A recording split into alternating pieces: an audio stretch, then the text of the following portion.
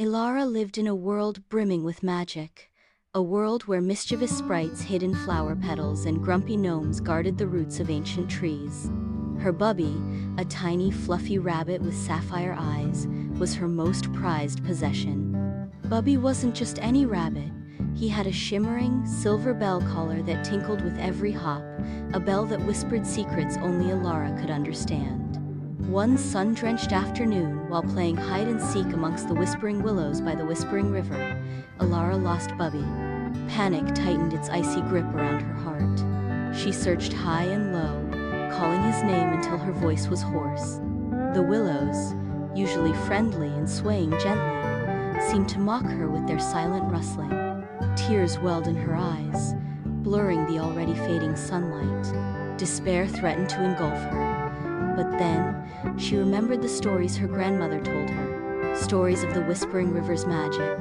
It was said that if you whispered your deepest wish into the river's current, the river would grant it, if it deemed you worthy. With trembling hands, Ilara cupped some water in her palms. She closed her eyes, and with a voice choked by sobs, she whispered, "Please, Whispering River, help me find Bubby.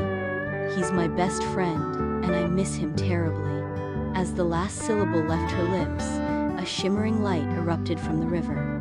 A tiny silver bell, identical to Bubby's, floated towards her, landing gently in her outstretched hand. Following the bell's faint, melodic chime, Ilara traced its path through the darkening willow grove. The tinkling grew louder, leading her to a small, hollowed-out tree trunk. There, nestled amongst soft moss and fallen leaves, was Bubby.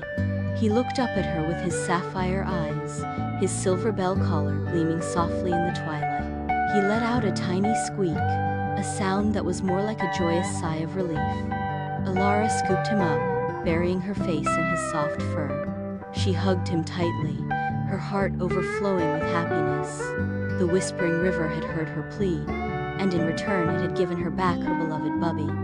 That night, nestled in her bed with Bubby safe beside her, Ilara understood the magic wasn't just in the river, or in the sprites, or in the gnomes. The real magic, she realized, was in the love she shared with her little rabbit, a love strong enough to overcome even the deepest despair and to summon the help she needed. The silver bell, a reminder of the Whispering River's magic, now lay beside her, a constant reminder of the power of hope and the enduring bond between a girl and her beloved Bubby.